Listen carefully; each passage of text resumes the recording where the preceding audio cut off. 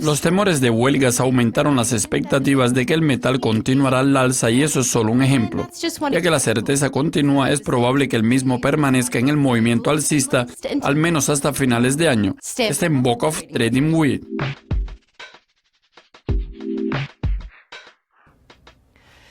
El lunes los precios del cobre continuaron aumentando, alcanzando nuevos máximos de 2 años, después que el indicador oficial de la actividad manufacturera en China quedó por debajo de las expectativas, pero aún permanece en territorio expansivo. En su opinión, ¿cuánto tiempo demorará esa tendencia alcista?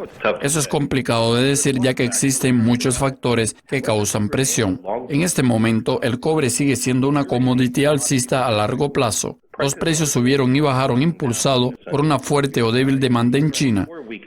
En febrero, las huelgas en la mayor mina de cobre de Chile, Escondida, y en Grasberg, que también es una enorme mina de cobre en Indonesia, tuvieron interrupciones, lo que llevó a la parada en la producción de concentrado de cobre en febrero, resultando en la reducción de las reservas de cobre en 9%. Ahora, lo más importante es que los temores de huelgas aumentaron las expectativas de que el metal continuará al alza, y ese es solo un ejemplo. Ya que la certeza continúa, es probable que el mismo permanezca en el movimiento alcista al menos hasta finales de año. La semana pasada el FMI aumentó la previsión de crecimiento de China y el gobierno chino también destacó una posible reducción de las importaciones de chatarra de cobre. Stem, ¿cree usted que el cobre tendrá un futuro fuerte en adelante? Esas noticias ciertamente nos ayudaron a alcanzar los máximos de 2 años. La demanda de China representa casi la mitad del consumo global de cobre, que este año se estima en 23 millones de toneladas. Además de eso, el dólar estadounidense se debilitó durante 5 meses consecutivos, lo que hace que los precios de los metales en dólares sean más baratos para los tenedores de otras monedas. Por lo tanto, si la prohibición permanece, es probable que la demanda de importaciones de cobre refinado aumentará, pero la cantidad todavía es cuestionable. Sin embargo, por otro lado, tenemos la mina Antofagasta de Chile, que está presionando el precio hacia abajo, afirmando que la producción de cobre creció 7% y mantuvo su costo y producción. Entonces podemos decir que existe un equilibrio. En general, no es probable que un uso adecuado en el cliente principal de China disminuirá significativamente durante los próximos años. Por eso es una inversión sólida. Mirando a largo plazo, ¿cuál será la mayor amenaza que podremos enfrentar para el cobre? El aumento en los precios que se está acercando podría ser la mayor amenaza a mediados y a largo plazo. Déjame explicarle. Si se experimentan más interrupciones con la producción, junto con el aumento de la demanda en China, los precios podrían superar los máximos y permanecer al alza, especialmente si añadimos a especuladores. Potencialmente, eso podría ser demasiado caro a largo plazo y algunas empresas pueden buscar alternativas. Si durante un año los precios permanecen al alza, eso significa que las inversiones hechas en alternativas pueden debilitar la demanda, ya que las empresas continuarán durante el camino de su inversión. Además de eso, existen varios tipos de investigaciones, incluso de hasta hace 4 años de la Universidad de Cambridge, donde un científico desarrolló un método para hacer un cable eléctrico ligero de carbono, el cual podría sustituir el cobre. Eso eventualmente podría sustituir el cobre por electricidad conductora. Por lo tanto, existen alternativas y la preferencia tiene aquello que es más barato. En este momento, el cobre está abandonando ese territorio y la mayor cuestión es cuánto tiempo tardará eso. Gracias por su participación y por su visión sobre los mercados de cobre. Con eso terminamos la entrevista sobre las commodities. Sigan conectados a Tuxtepec TV. Hasta luego.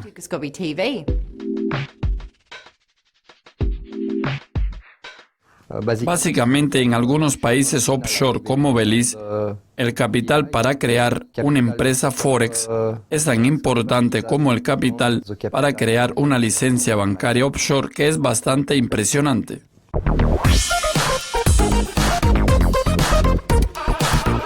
Hola René Philip, bienvenido de nuevo y gracias por su visita a Dukescopy TV. Es un placer entrevistarle. Hoy hablaremos sobre la creación de una empresa offshore especialmente para los traders de Forex. Sabemos que recientemente se produjeron muchos cambios en las empresas Forex offshore, especialmente en términos de requisitos de capitalización, ¿cierto?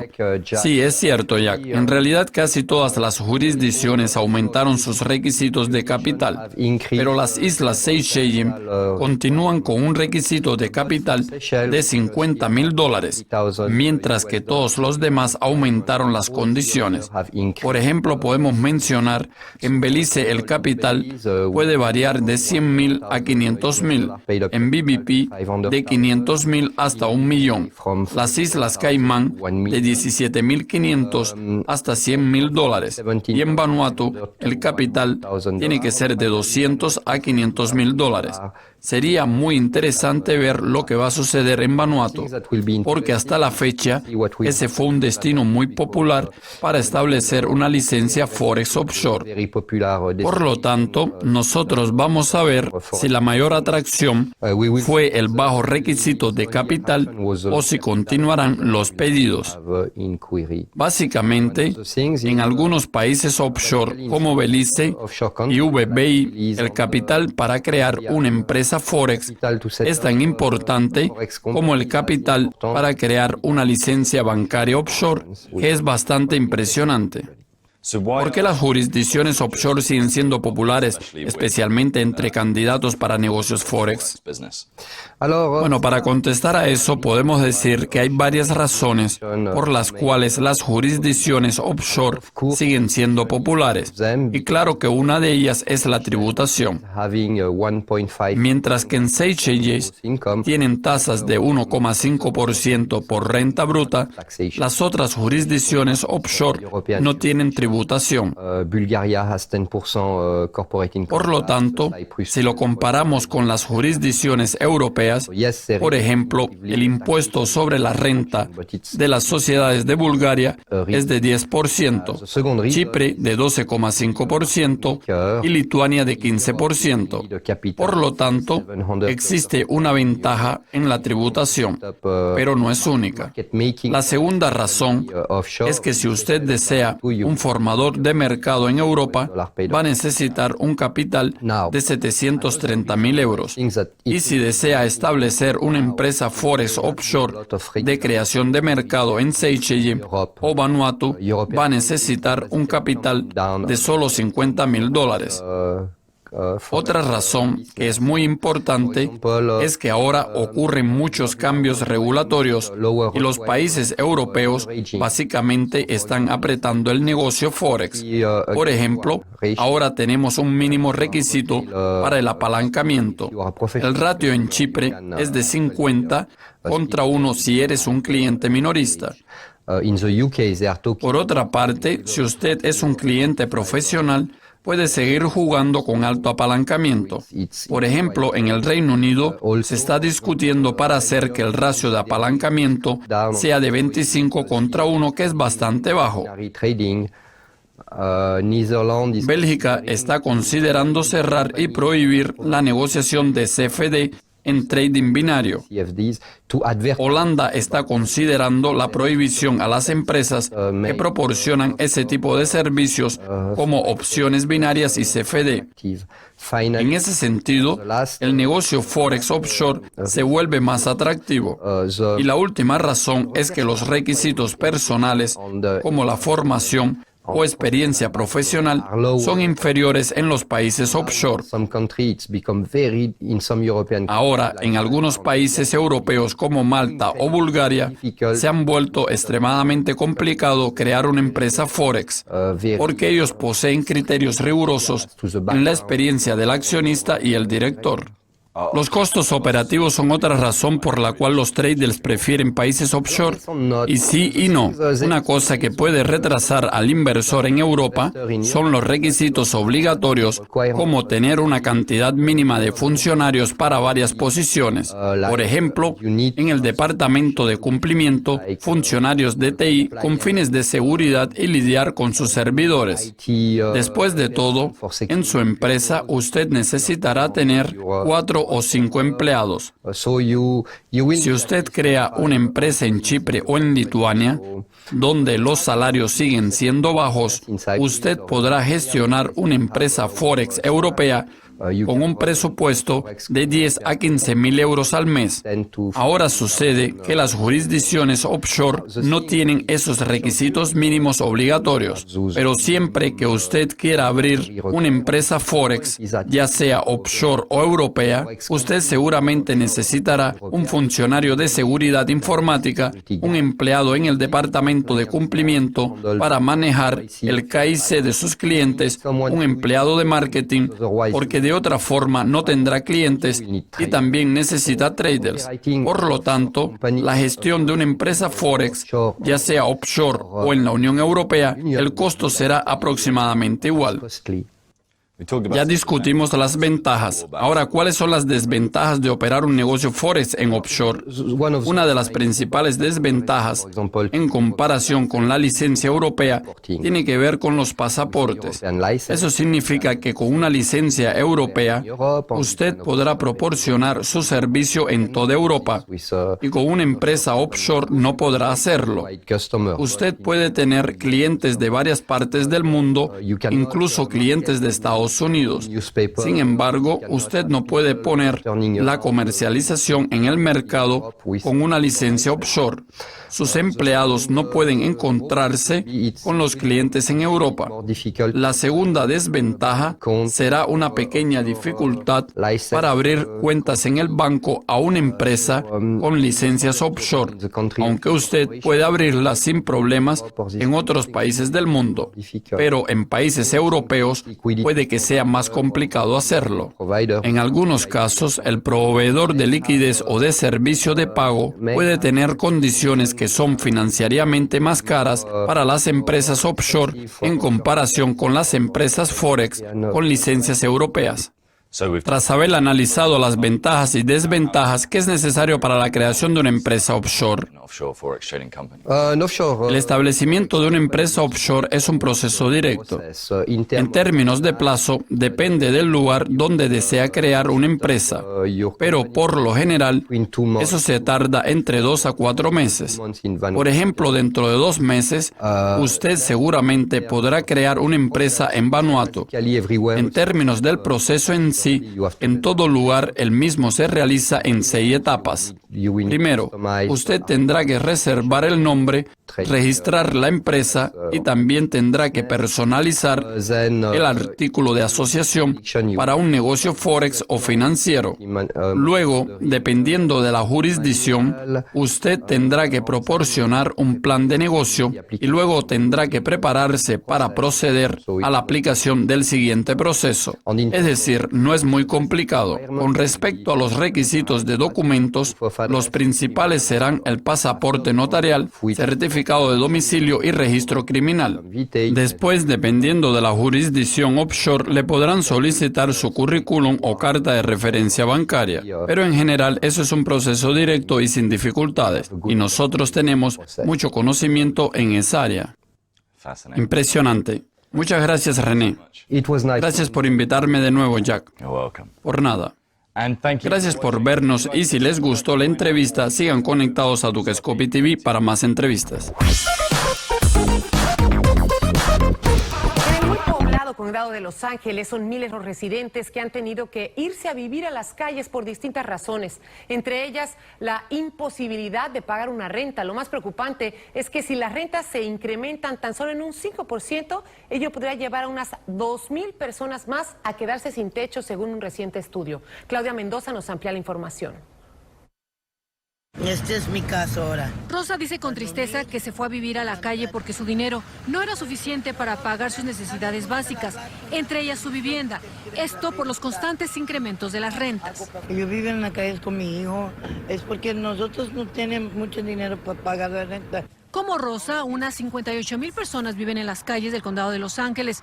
Para las autoridades de servicios de personas desamparadas en Los Ángeles, esta situación se agrava cada vez más, entre otros factores por el incremento en las rentas, siendo la comunidad hispana una de las más afectadas. Hemos visto un aumento alarmante en los números de latinos en el condado de Los Ángeles. Hemos visto el 63%. Una situación que podría agravarse. Según un estudio de la compañía de bienes raíces Zillow, si se incrementan las rentas en un 5%, cerca de unas 2,000 personas estarían en riesgo de terminar en la calle. Este año pronosticamos que las rentas en Los Ángeles subirán unos 4.5%. Según Terrazas, otros estudios de su empresa han concluido que la familia promedio gasta la mitad de sus ingresos en renta, algo que según el economista los deja con poco dinero para sus necesidades básicas, lo que los lleva a quedarse muchas veces sin hogar.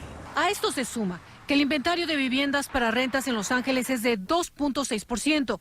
Esto es más bajo que el existente en ciudades como Nueva York o San Francisco. Varias ciudades, por ejemplo Houston y Tampa en Florida, han logrado interrumpir un poco esta relación que existe entre las rentas y la población sin hogar. En el caso de Los Ángeles, la Autoridad de Servicios para los Desamparados dijo que trabajan en varias medidas para construir viviendas para personas sin hogar.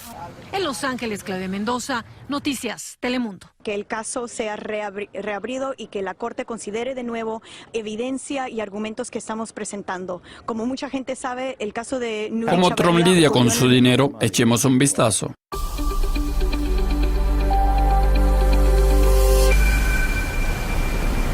Todos los meses analizamos las políticas económicas de Trump y nos imaginamos su consejero financiero, cómo él está administrando su dinero. Durante las últimas semanas él visitó el Oriente Medio y Europa. Se encontró con líderes del mundo árabe, líderes de Israel y tuvo varios encuentros con países del Grupo 7 y la OTAN en toda Europa. ¿Qué significa eso para su cartera de acciones? No creo que durante los 8 o 10 días del viaje de Trump hubo una gran sesión de encuentros porque él quiere desarrollar el negocio de armamento con el gobierno saudí y él mismo colabora con otros gobiernos del Oriente Medio. No me gusta el negocio del armamento para un panorama a largo plazo como una forma de formar la cartera de acciones. Ustedes podrían beneficiarse de eso a corto plazo, pero eso no es una infraestructura, ya que el dinero se invierte en el tanque que no hace ningún negocio hasta que no haya guerra. Por lo tanto, no me gusta el negocio de armamento en términos de crecimiento de la cartera de acciones. En cuanto a la relación con la Unión Europea, podemos ver unas complicaciones relativamente a la OTAN y el Acuerdo de París. Resumiendo, parece que todo eso indica que Estados Unidos, Canadá y tal vez México serán un bloque comercial. La Unión Europea sin el Reino Unido y Rusia será el segundo bloque comercial. Creo que eso es aislacionista y proteccionista. En términos de mercado en sí, creo que todavía existe una ligera incertidumbre, pues los mercados continúan sin saber a dónde se dirige el gobierno de Trump y cómo él protegerá el libre comercio.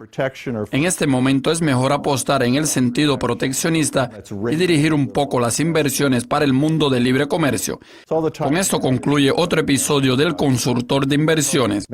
Soy Matthew Stevenson en sociedad con Dukescopy TV y recuerde, el dinero puede cuidar de usted mismo, pero no de sí mismo.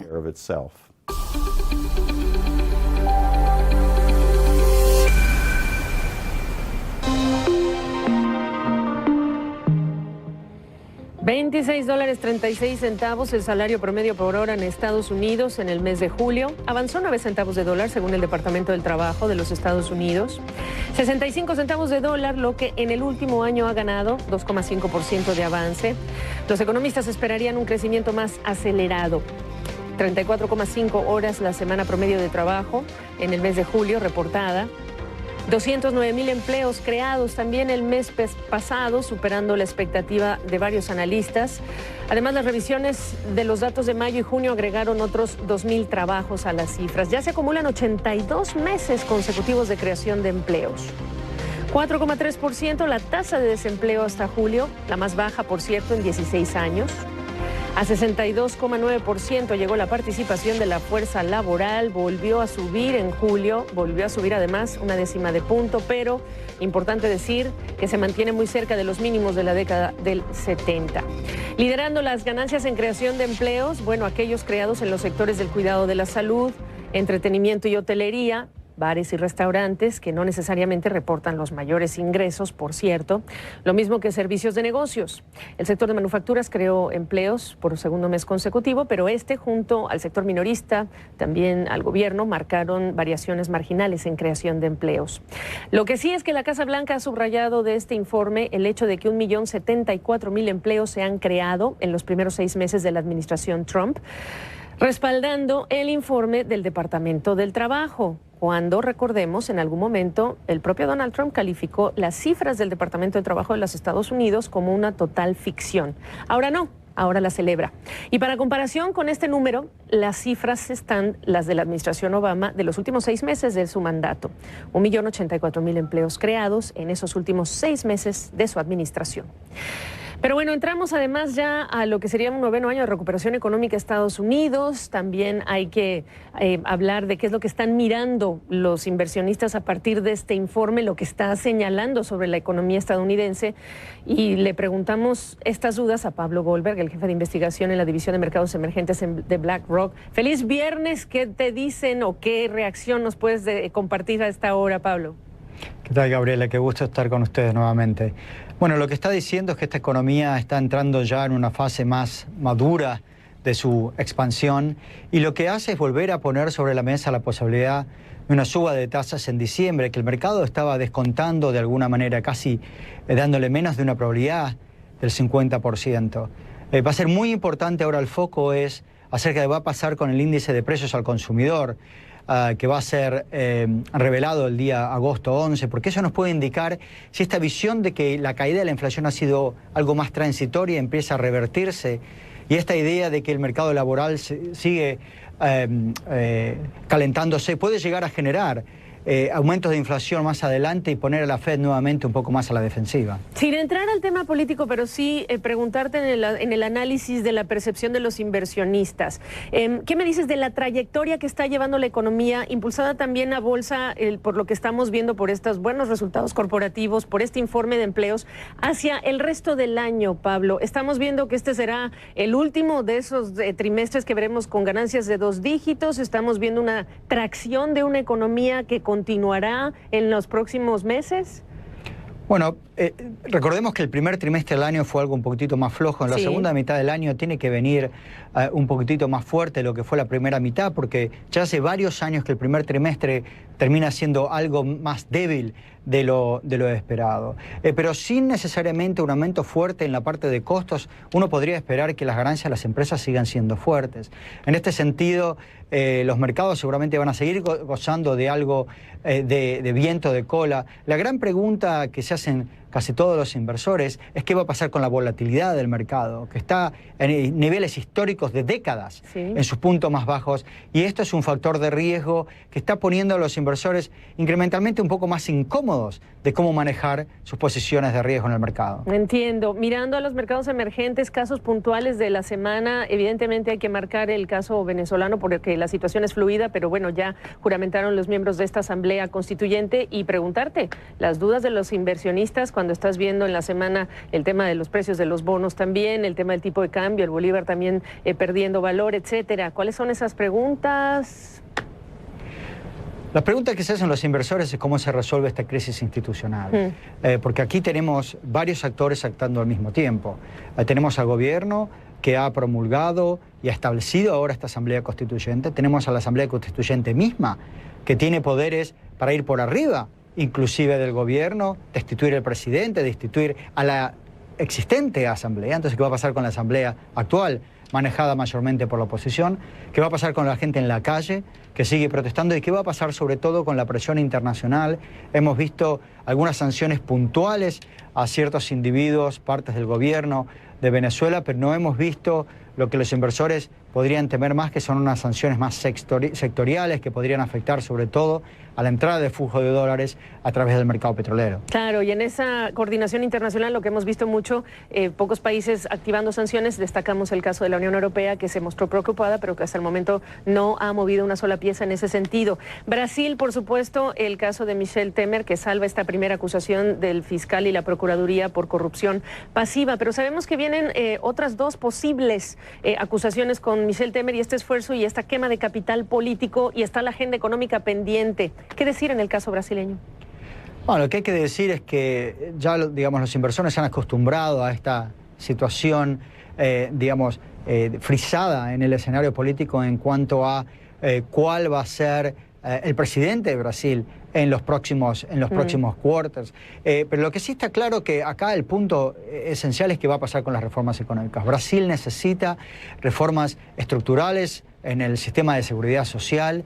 La deuda sobre producto de la economía brasilera sigue avanzando de manera fuerte, y sin estas reformas, la situación se complica en el largo plazo. Ahora, no hay nada demasiado urgente en el corto plazo. En el corto plazo seguimos viendo que los mercados han reaccionado de una manera bastante benévola a la crisis política iniciada en mayo pasado con las acusaciones contra Temer. El Banco Central ha seguido bajando tasas, la inflación ha seguido hacia la baja.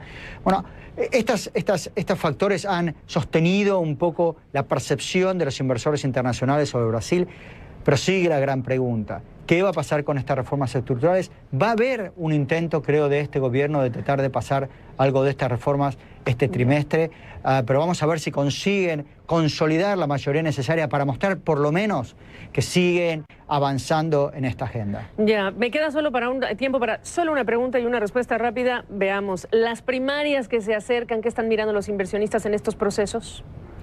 Creo que las primarias van a ser difíciles de leer, porque por un lado tenemos lo que ha llamado la gran atención de los inversores y de los analistas, que es la provincia de Buenos Aires. Ahí tenemos una disputa cabeza a cabeza entre el candidato a senador por parte de la alianza gobernante y la expresidenta de Argentina, Cristina Kirchner. Creo que los inversores van a tratar de ver cuál es el margen entre estos dos candidatos para ver un poquitito cuál es el humor de la sociedad frente a las reformas económicas que se han puesto hasta este momento, y una actividad económica que está levantando, pero que todavía no ganó suficientemente inercia poderosa como para mostrarle a la gente que su nivel de vida mejora.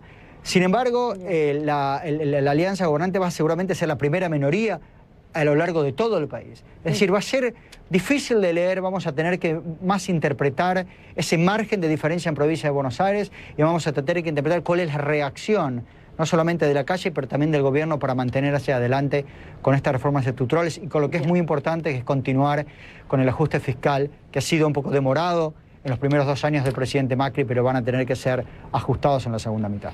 Pues nos dejas clarísimos ya con todas estas situaciones de los mercados emergentes. Gracias, Pablo. Si los inversores estuviesen complacientes, no estarían comprando opciones de venta. Entonces, por ahora no podemos concluir que el mercado está complaciente.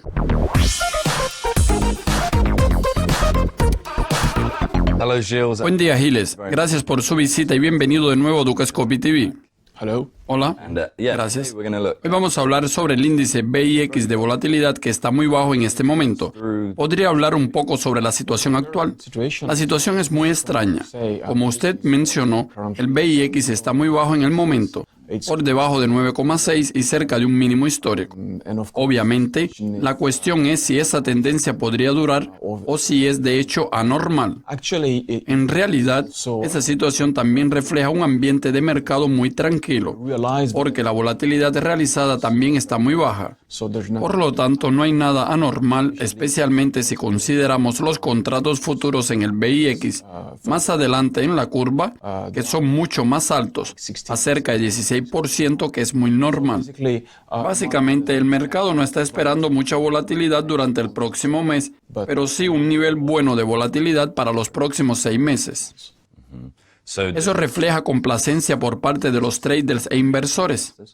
Es posible que sí, pero el índice VIX de volatilidad por sí mismo no es suficiente para concluir que esta es una cuestión de complacencia. El VIX es un indicador y debemos estar conscientes de eso. Pero cuando consideramos el índice SQUIC y comparamos los precios de opciones de venta y de compra, notamos que las opciones de venta no están relativamente baratas. En ese sentido, hay alguna demanda por opciones de venta, lo que llamamos estrategia de protección. Si los inversores estuviesen complacientes, no estarían comprando opciones de venta. Entonces, por ahora no podemos concluir que el mercado está contento. Entonces, ¿cuál sería la mejor estrategia? La cuestión es si deberíamos comprar el VIX. No es posible hacer eso directamente, pero hay algunos ETF que nos permiten comprarlo. Sin embargo, a largo plazo, esa estrategia no es realmente ventajosa, ya que los precios están cayendo, porque cuando usted invierte en esos ETF, usted compra futuros del VIX a precios más altos que los actuales. Es decir, hay un efecto rundown. En ese sentido, para una operación como esta, usted necesita una visión a corto plazo de que la volatilidad va a aumentar y obviamente el timing es muy difícil de predecir. Sin embargo, cuando consideramos el desempeño del S&P 500 desde la elección de Donald Trump, tuvimos un aumento de más de 18%. La cuestión ahora es hasta dónde vamos a llegar. No sé, pero considerando solo los precios de las opciones de venta y la volatilidad implícita, esas opciones son muy baratas. En mi opinión, tiene sentido comprar estrategias de opciones con vencimiento al final del año, con el objetivo de garantizar algunos de los beneficios que tuvimos con las equidades estadounidenses. Chiles, muchas gracias por su participación. Gracias. Muchas gracias a ustedes y sigan conectados a Dukescopy TV para más entrevistas exclusivas. Hay diferentes definiciones para un buen negocio y un mal negocio y también para la palabra rápida. Rachel Sima, Roubini Global Economic.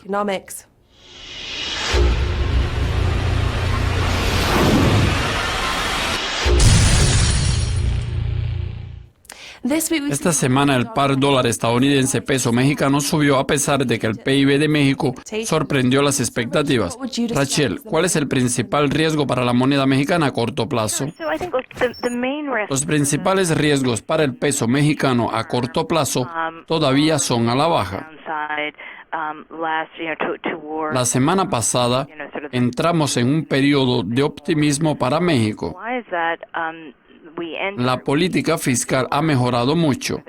Pemex fortaleció su posición y las agencias de crédito mejoraron la clasificación del país, por lo que creemos que la valorización estaba un poco extendida y que tendríamos más riesgos, pues la fuerza del PIB y la dinámica impulsada por el consumo puso presión sobre el peso mexicano, en gran parte porque hicieron que el mercado percibiese que las expectativas para recortar las tasas de interés eran un poco prematuras.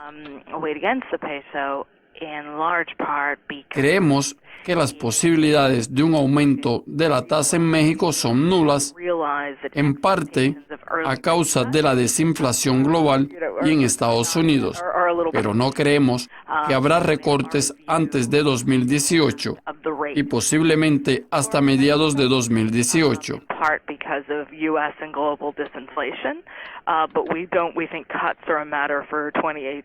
En ese sentido, nuestra expectativa es que el mercado haga algún reajuste.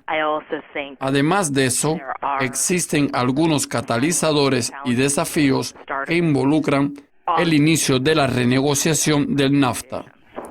La renegociación del NAFTA también parece estar pesando sobre el par. El representante de comercio norteamericano dijo que las renegociaciones deben ser rápidas, pero que Estados Unidos no saldría con un acuerdo malo. ¿Significa eso más noticias malas para el peso mexicano?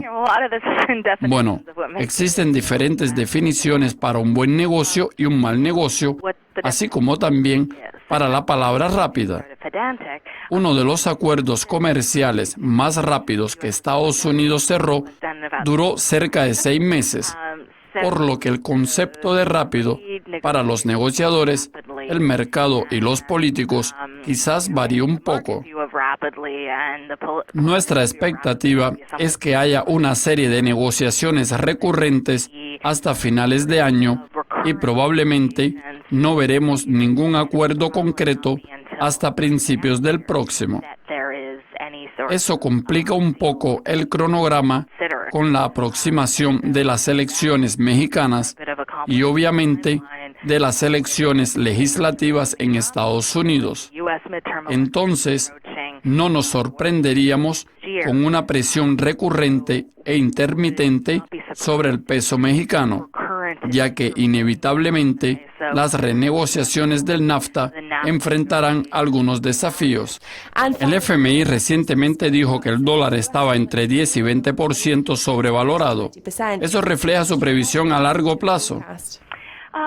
En realidad, el índice del dólar estadounidense se fortaleció ligeramente desde que el Fondo Monetario Internacional hizo esa declaración, pero no estoy diciendo que ese fue el motivo. En nuestra opinión, parte de la fuerza reciente del índice del dólar estadounidense fue consecuencia del reajuste de las expectativas para las tasas de interés de Estados Unidos por el mercado y las evaluaciones del balance europeo.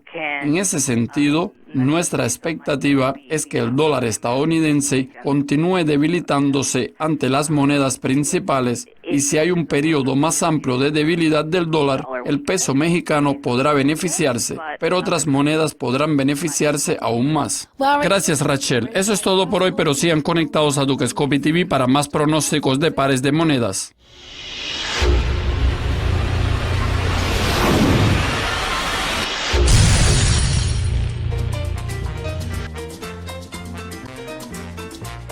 En nuestro Sabor Latino de hoy no vamos a hablar de carne, pescado o de un platillo, sino de un nutritivo cereal que usaban los aztecas y hoy solo no se utiliza en muchos alimentos, sino también para elaborar una refrescante cerveza artesanal. Ingrid Barrera nos cuenta. El consumo de amaranto es una tradición milenaria que los reyes aztecas dejaron grabado en piedra. Hoy la capital mexicana es uno de los mayores productores de este grano. El señor Francisco lo ha cultivado por más de 60 años en el Cerro de Tullehualco. Desde 1830 que les comentaba, desde entonces los bisabuelos, los abuelos, seguimos conservando la semilla. Ante la falta de empleo en el país, hace casi 3 años, la familia Jiménez, originaria de Tullehualco, decidieron utilizar la semilla nativa de Don Francisco para transformarla en cerveza artesanal. Para una cerveza porter oscura. Cristian, biotecnólogo de profesión, aprendió a hacerla a través de tutoriales en la red. Nuestras cervezas tenemos 2 estilos, una clara que es Golden Ale y una oscura que es porter inglesa. Primero se muelen los granos de malta base, caramelo y tostadas, avena y amaranto. La mezcla se calienta a temperatura constante por casi 2 horas. Después se enjuagan los granos para extraer los azúcares fermentables. Y agregamos lúpulo para que consiga el sabor característico de una cerveza, que es el amargor. Se deja reposar por 8 semanas, se envasa, cierra, etiqueta y sale a la venta. Si me dedico a esto es porque sé que voy a salir adelante. Víctor vendió un taxi que ya no le dejaba ganancias y con eso impulsó su idea, que se convirtió en Cerveza Ara, en honor a la matriarca de la familia. Mi esposa al inicio nos prestó sus ollas. Próximamente vamos a estar en la Embajada de Japón para poder exportarla. Según la Secretaría de Agricultura Federal, el amaranto contiene el doble de proteína que el maíz y el arroz, pero esta familia fomenta el consumo responsable de la bebida. En la Ciudad de México, Ingrid Barrera, Noticias Telemundo. Que el caso sea reabrido y que la Corte considere de nuevo evidencia y argumentos que estamos presentando. Como mucha gente sabe, el caso de Nuri Chavarría ocurrió en